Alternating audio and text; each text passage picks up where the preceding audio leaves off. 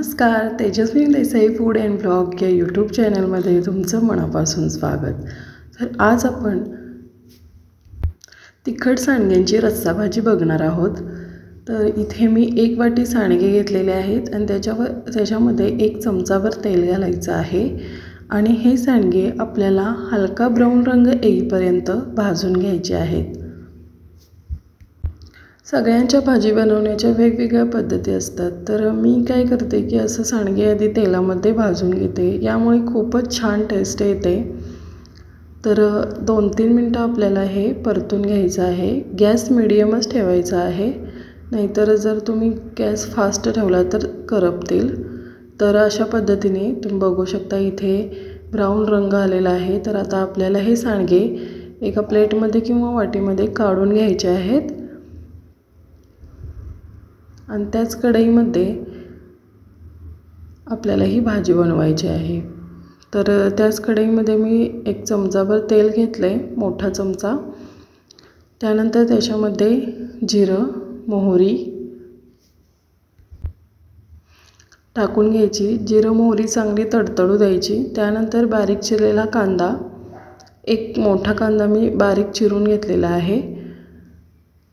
त्यानंतर 1 चमचा आलं लसूण पेस्ट, हे पूर्ण मिक्स करून घ्यायचं आहे। चांगलं परतून घ्यायचं आहे तेलामध्ये। त्यानंतर याच्यामध्ये 1 आमसूल टाकायचा आहे। आमसूलचं प्रमाण तुम्ही जरा काळजीपूर्वकच टाका। जर छोटे आमसूल असतील तर 2 टाका, नाही तर 1 पुरेसं होतं। त्यानंतर कोथिंबीर आणि बारीक चिरलेला 1 टोमॅटो, छोटा टोमॅटो मी बारीक कट करून घेतलेला आहे, तर तो टाकून घ्यायचा आणि चांगलं परतून घ्यायचं। त्यानंतर चवीनुसार मीठ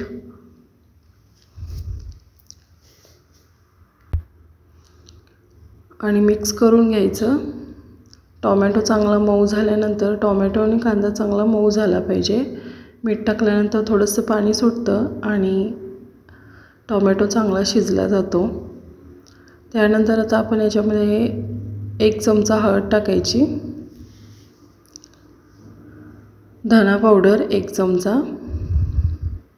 त्यानंतर लाल तिखट तुम्ही तुमच्या आवडीनुसार प्रमाण कमी जास्त करू शकता। तर मी इथे 1 चमचा लाल तिखट टाकले, हे घरातलंच लाल तिखट आहे। त्यानंतर हे पूर्णपणे मिक्स करून घ्यायचं। 1 मिनिटभर आपल्याला हे परतून घ्यायचं आहे तेलामध्ये चांगलं।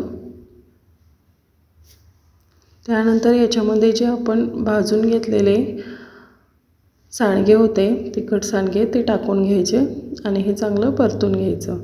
आणि याच्यामध्ये मी तुरीची डाळ घेतलेली आहे 2 चमचे, यामुळे खूपच टेस्ट चांगली येते। तर मी धुवून घेतलेली आहे स्वच्छ।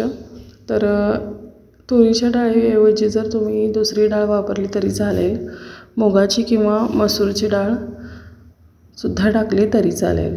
तर हे पूर्णपणे मिक्स करून घ्यायचं आणि याच्यामध्ये पाणी ओतायचं गरजेनुसार। जशी तुम्हाला हवी आहे भाजी, पातळ किंवा सुकी पाहिजे असेल त्यानुसार तुम्ही पाणी टाकू शकता। तर इथे मी पाणी टाकलेलं आहे। तर मला रस्सा भाजी बनवायची आहे, त्यामुळे मी जास्त पाणी टाकलं आहे आणि कोथिंबीर, आणि मग झाकण ठेवायचं आणि हे शिजू द्यायचं। तर आता आपली भाजी शिजलेली आहे, तुम्ही बघू शकता मस्त अशी शिजलेली आहे। तर आपली तयार झालेली आहे सांडग्याची रस्सा भाजी। नक्की ट्राय करा आणि चॅनलवर नवीन असाल तर चॅनलला सबस्क्राईब करा आणि घंटीचं बटनसुद्धा प्रेस करा। आणि व्हिडिओ आवडला असेल तर व्हिडिओला लाईक करा आणि कमेंटसुद्धा करा।